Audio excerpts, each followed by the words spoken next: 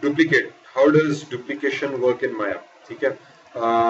For example, if I create an object called polygon and let me create a pyramid 5W and I move this pyramid upstairs. ठीक है. If I press standard Control D to duplicate this object, Control plus D, तो object duplicate थी. Now what is happening in Maya? कि माया के अंदर हमारे पास एक object है. जब ऑब्जेक्ट बनाते हैं तो उसके साथ उसकी इनपुट्स की एक नोड बन जाती है. ठीक है, क्योंकि माया नोड बेस्ड स्ट्रक्चर है. माया में हर चीज की एक नोड बनती है. ऑब्जेक्ट बनाया तो ऑब्जेक्ट की भी मुख्तलिफ नोड्स बनती हैं जिससे पूरा ऑब्जेक्ट कंप्राइज होता है. मैं उस नोड में तफसील में बाद में जाऊंगा. तो अभी हमारे पास इनपुट नोड में उसकी बेसिक इनपुट प्रॉपर्टीज मौजूद है. ठीक है, हर ऑब्जेक्ट की ऐसे इनपुट नोड होती है. बट जब आप उस ऑब्जेक्ट को इस पर कंट्रोल डी प्रेस करके स्टैंडर्ड डुप्लीकेट करोगे तो अब डुप्लीकेट हो जाएगा ऑब्जेक्ट, पर उसकी इनपुट नोड्स डुप्लीकेट नहीं होगा. अब इसको आप एडिट भी नहीं कर सकते, चेंज भी नहीं कर सकते, कुछ नहीं कर सकते. आप इस ऑब्जेक्ट के साथ सब कुछ कर सकते हो, मॉडिफाई, एडिट, मॉडल, सब कुछ. ये ऑब्जेक्ट कंप्लीट इंडिपेंडेंट है, पर इसकी इनपुट नोड नहीं है. इनपुट नोड अभी ओरिजिनल वाली की पड़ी होगी. इस तरह से मैं जितनी इसकी कंट्रोल डी करके डुप्लीकेट करता जाऊं, I can do that. Problem ये है कि जितनी दफा कंट्रोल डी हम करेंगे वो डुप्लीकेटेड ऑब्जेक्ट्स की नोड्स नहीं बन रहे हैं. तो समटाइम्स कोई इतना बड़ा इशू नहीं है, समटाइम्स ये थोड़ा सा मैटर करती है चीज. दूसरा फिर हमारे पास हल ये है कि आप इसको तो करो डिलीट. ऑब्जेक्ट ओरिजिनल सेलेक्ट किया मैंने, मैं गया एडिट के अंदर, यहाँ पे डुप्लीकेट स्पेशल या इसके ऑप्शन बॉक्स में चले जाओ.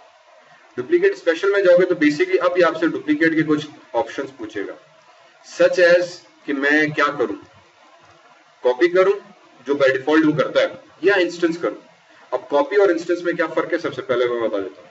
फॉर एग्जाम्पल मैंने कॉपी की, ठीक है, और मैंने डुप्लीकेट मारा तो उसका डुप्लीकेट बना. डब्ल्यू प्रेस करके उसको मूव किया, ये दो अलग अलग ऑब्जेक्ट्स बन गए, दोनों इंडिविजुअल ऑब्जेक्ट्स हैं. ठीक है, दोनों का एक दूसरे के साथ कोई ताल्लुक नहीं, सवाए इसके कि दोनों बिल्कुल एक जैसे हैं, सेम ऑब्जेक्ट, उसी का डुप्लीकेट बन गया. ठीक है, अगर मैं एक को मॉडिफाई कर रहा हूँ, edit vertex, sorry right click edit vertex, मैं इस वर्टेक्स को सेलेक्ट किया, इसको मैं अलग मॉडिफाई कर सकता हूँ. राइट क्लिक एडिट वर्टेक्स, इसको मैंने अलग मॉडिफाई कर दिया. ठीक है, दोनों अलग अलग, कंट्रोल जी कंट्रोल जी कंट्रोल जी कंट्रोल जी. अगर मैं सिमिलरली इस ऑब्जेक्ट को सिलेक्ट करूं, एडिट में जाऊं, डुप्लीकेट स्पेशल के ऑप्शन बॉक्स उठाऊं और यहाँ पे इसको इंस्टेंस कर दूं, ये पहले कॉपी हुआ था, अब इंस्टेंस कर दिया, मैंने अप्लाई किया, डुप्लीकेट हो गया. मैंने ऑब्जेक्ट उठाया, मैंने कहा ऑब्जेक्ट आ गया. ठीक है, ये इसका इंस्टेंस, ये ओरिजिनल था. राइट क्लिक किया, मैं आ गया इसके वर्टेक्स में, मैं वर्टेक्स सेलेक्ट की, अरे यार वर्टेक्स, ये वर्टेक्स, जैसी मैंने इसकी वर्टेक्स सेलेक्ट की तो इंस्टेंस की भी सेलेक्ट हो गई. डब्ल्यू प्रेस किया, मैंने इसको मूव किया, इंस्टेंस भी मूव किया.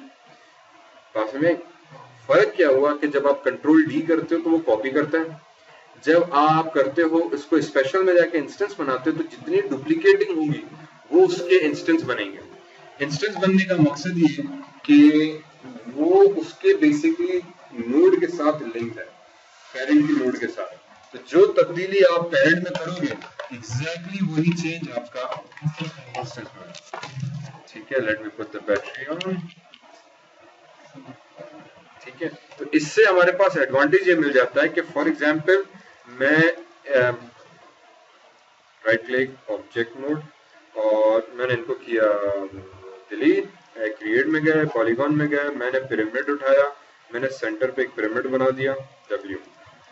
ठीक है, मैं आ गया एडिट डुप्लीकेट स्पेशल, इंस्टेंस पे रखते हुए मैंने इसको कहा यार अप्लाई करो, एक डुप्लीकेट, फिर मैंने कहा अप्लाई, दूसरा, फिर अप्लाई, फिर तीसरा, फिर अप्लाई, फिर चौथा.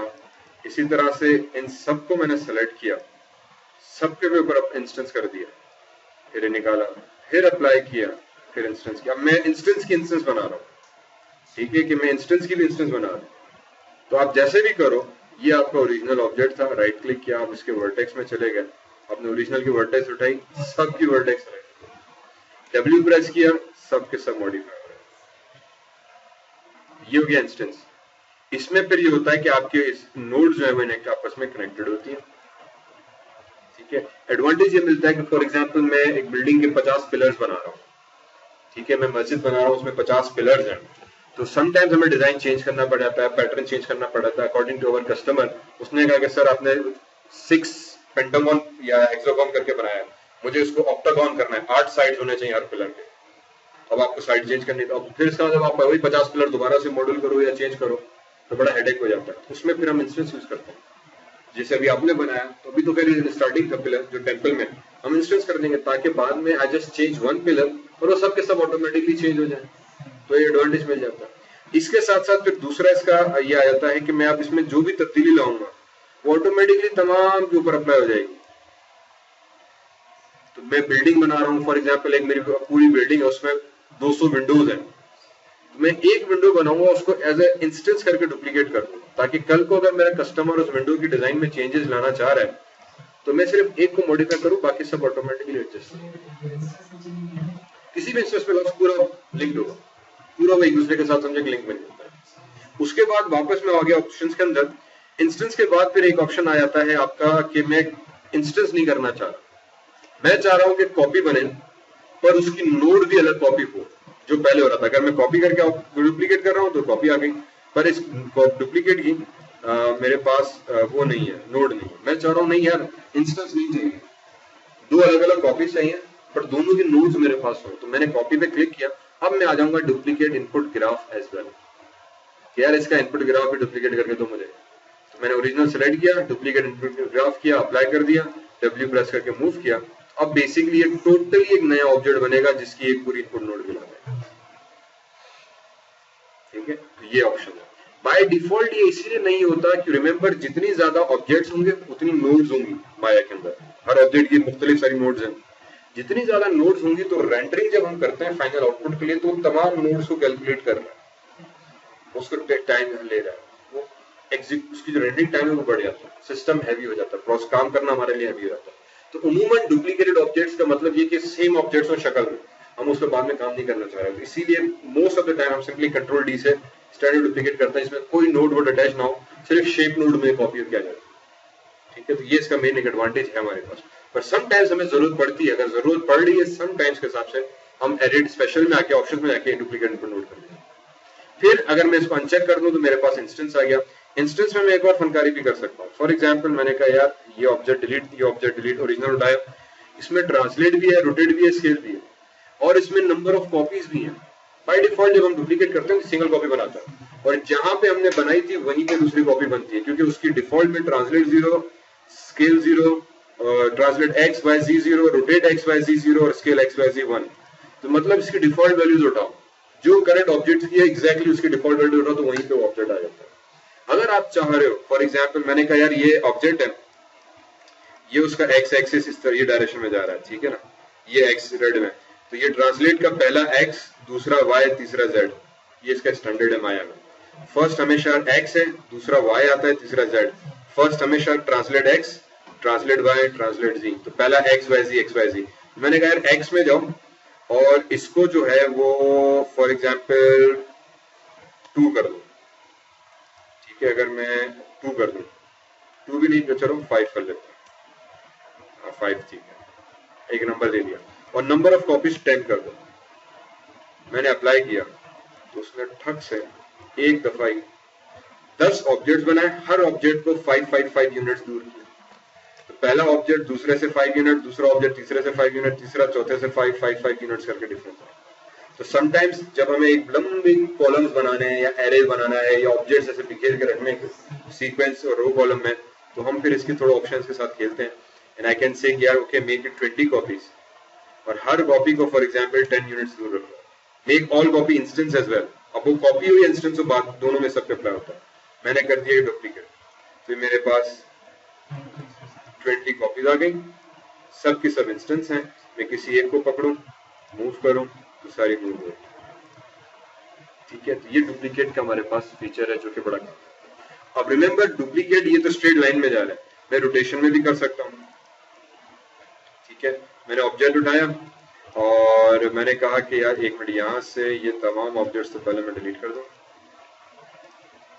इसको भी डिलीट किया, ठीक है। और मैंने कह दिया कि यार इसको जो है पिवट पॉइंट पहले मैं मूव कर लूँ या पिवट वहीं पे रखें, चलो फिलहाल पिवट यहीं पे रखा और रोटेशन एक्स में